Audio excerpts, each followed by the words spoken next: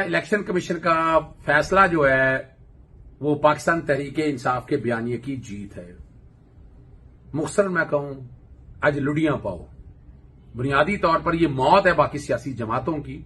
मैं पहले दिन से ये बात कर रहा हूं कि यह ममनुआ फंडिंग का केस है, इसका फॉरेन फंडिंग से कोई ताल्लुक नहीं है।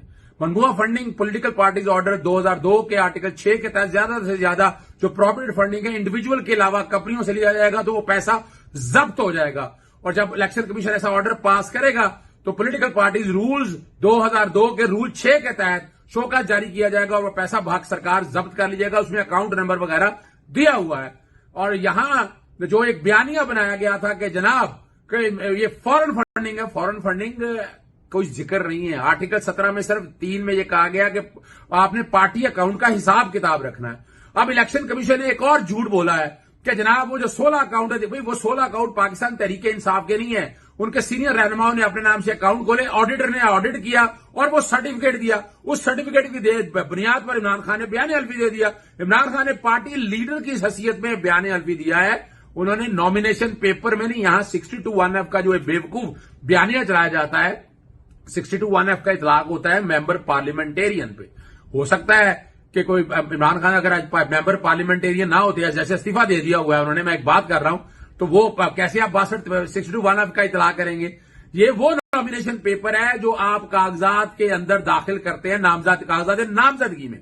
इसकी तफसील मैं दूसरे प्रोग्राम में आपके सामने रखूंगा। तो ये बयानिया भी 62(1)(f) के तौर पर यह भी रद्द हो चुका है। और जो फॉरेन फंडिंग केस जिसको बनाया जाता है वो आर्टिकल 17 पढ़ ले, सारे 17(2) पढ़ ले। वो मुल्क की सालमियत और सॉवरेनिटी के ऊपर और इंटेग्रिटी के ऊपर अगर कहीं पैसा लेकर आप मुल्क में लॉ एंड ऑर्डर खराब कर दिया, अनार्की फैला दें, तो वो पैसा जो है वो इस्तेमाल हुआ है मुल्क को डिस्टेबलाइज करने के लिए, वो तो फॉरेन फंडिंग में आ सकता है। इमरान खान की हुकूमत को गिराकर जिन लोगों ने गिराया है वो फॉरेन फंडिंग के केस में आते हैं। इमरान खान फॉरेन फंडिंग के केस में नहीं आता। ये पाकिस्तान तहरीक इंसाफ की बहुत बड़ी जीत है। इमरान खान साहब को मुबारक। दूसरा जो अहम इशू है जिसमें कौम को बेवकूफ बनाया जाता है वो 62(1)(f) के हवाले से है। और कहा जा रहा है कि इमरान खान का जो बयानी झूठा बयानी हल्फी है वो 62(1)(f) के जिम्मे में आता है। आहमकों की जन्नत में रहते हैं। एक तो पहली बात है, इलेक्शन कमीशन अदालत नहीं है। 62(1)(f) का इतलाक होना है जब आप पार्लियामेंटेरियन है। सियासी जमात का सरबराह पार्लियामेंटेरियन भी नहीं हो सकता। अगर वो नॉमिनेशन पेपर जाए तो फिर क्या 62(1)(f) का इतलाक करेंगे आप? और ये इनफरादी तौर पर आना है। इमरान खान साहब ने अपने कागजात नामजदगी में जो चीजें दाखिल करी, स्क्रूटनी होगी वो सारी, और जो पार्टी की हैसियत से कोई चीज भी या पार्टी लीडर की हैसियत से नॉमिनेशन पेपर का कोई ताल्लुक नहीं है। आपने अपनी जायदाद, कर्जे, वही असासे वगैरह वो डिक्लेयर करने हैं।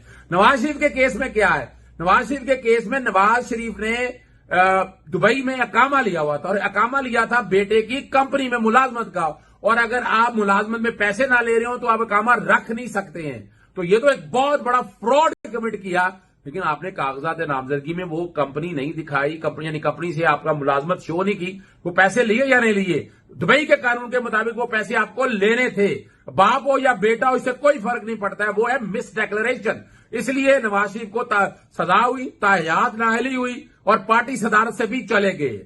इमरान खान के अगेंस्ट 62 की तलवार जो है ना, 62(1)(f) की तलवार वो टूट चुकी है। वो रेजा हो चुकी है। कुछ भी नहीं किया जा सकता।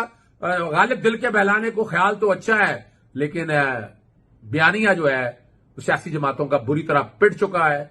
और आने वाले दौर में सियासी जमातों को बहुत मुश्किल हालात का सामना करना पड़ेगा। उनके अकाउंटों के अंदर रिश्वत का पैसा गया है। और जहां तक ये बात है, इमरान खान ने जो चीज की सारी कुछ कौम के सामने रख दी है, तो ये मैं चैलेंज कर रहा हूं, आ जाए कोई भी इस पर आ जाए, डिबेट कर ले। 62(1)(f) का इमरान खान की इन ट्रांजैक्शन पर इतलाक दूर दूर तक नहीं होता है।